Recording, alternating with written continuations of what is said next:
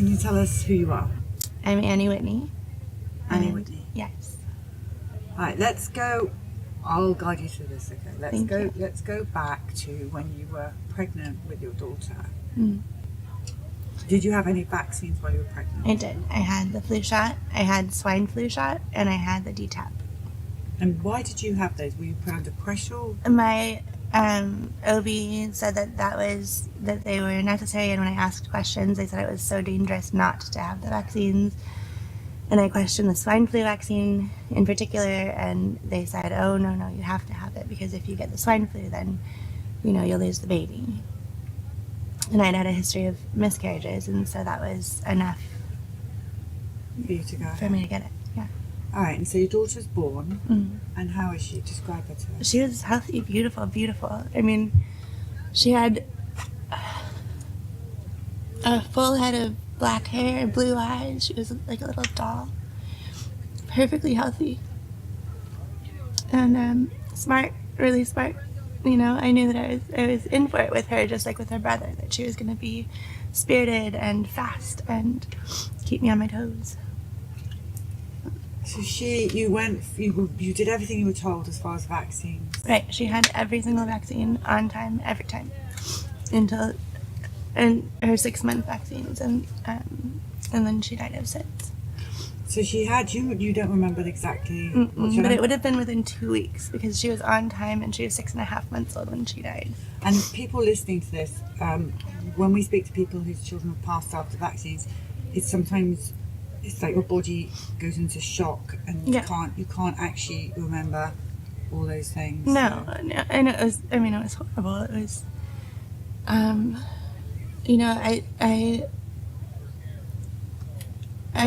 she woke up, I left her just to take the trash out, and then settled her back to sleep, and took the trash out and came back, and she was arched back and not breathing.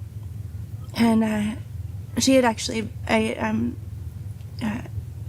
at my last infant CPR class, so I was very up to date on my infant CPR. My husband was up to date on his CPR, because I have a school, and so I need to stay current. And so it was so I came back, she wasn't breathing. I started CPR, I called for my husband, he came and continued. I called 911, and they were reassuring, because they were giving us all of the steps, and we were doing the steps. And then when the first responders came, the first person I saw was someone I'd grown up with and gone to, one of my best friends growing up, and is a firefighter, and he came running down the driveway, and I thought, oh, good, like, he'll make sure that she's fine, and so they came in and couldn't get her breathing, and got her in the ambulance, and we weren't able to be in the ambulance with her, and so we followed the ambulance to the hospital, and they couldn't get her breathing, and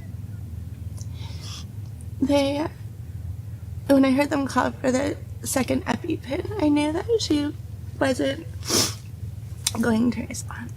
And so they stopped working on her, and I took all the things off of her body, all of the IV things,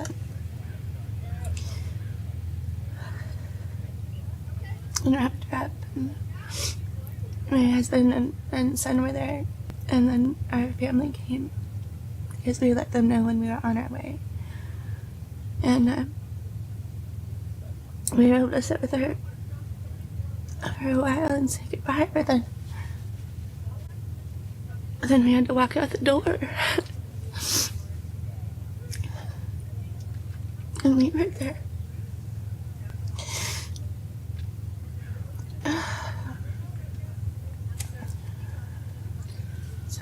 And I was breastfeeding her, so I was full, and I didn't have a baby to feed.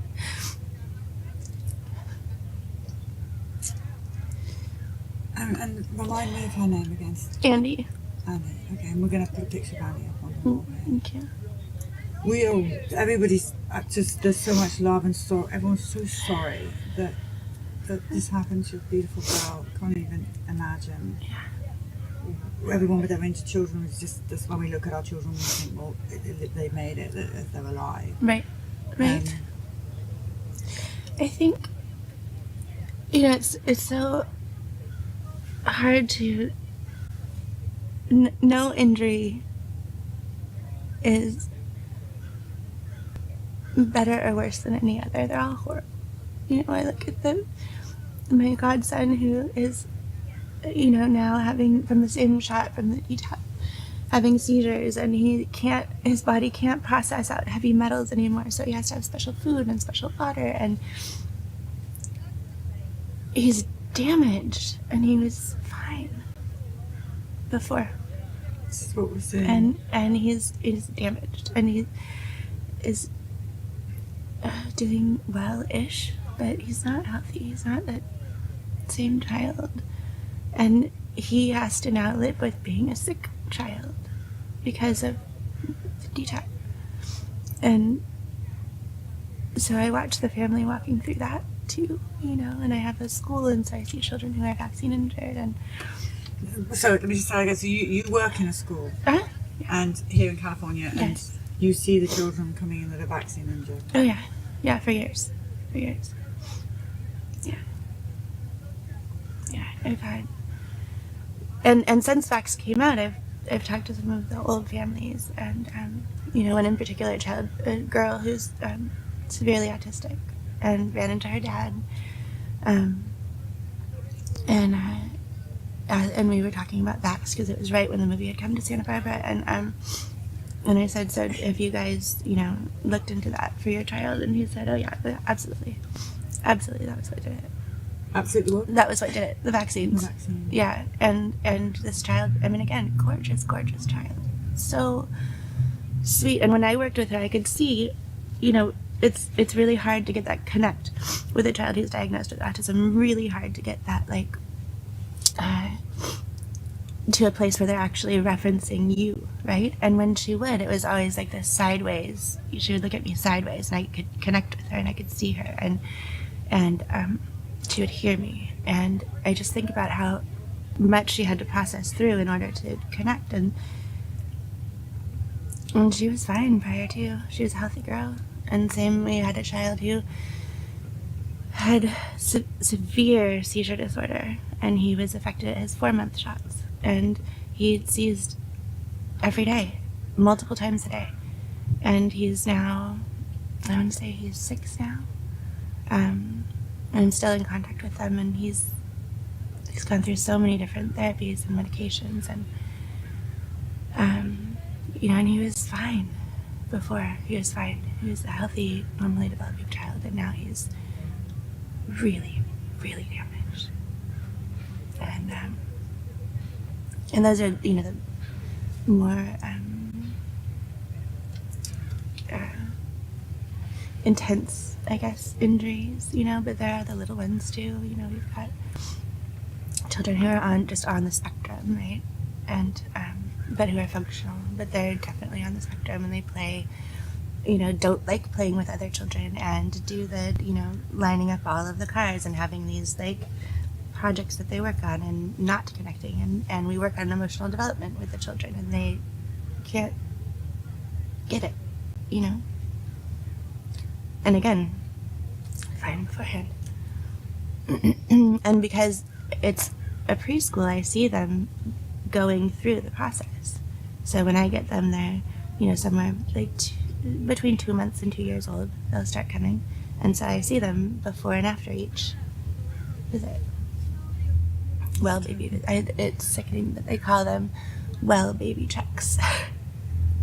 My Periscope peeps call them hell baby checks. Yeah. Listen, everybody is so grateful for you sharing that painful story, and they love you so much. And are you a Periscope peep? No, I'm not a Periscope. We're going to make you one. Okay. Family. I just joined Twitter. Okay, then So that's good, and it will help you get on Periscope peep. But just thank you for sharing the story. Thank you. And like I say, there's a lot of love on here, so, and I'm sure when we are Vaxxed, we've got love coming across there. This is our 12 our 12-year-old helper. Thank you so much for helping us. All right, we're going to come off social media and come on.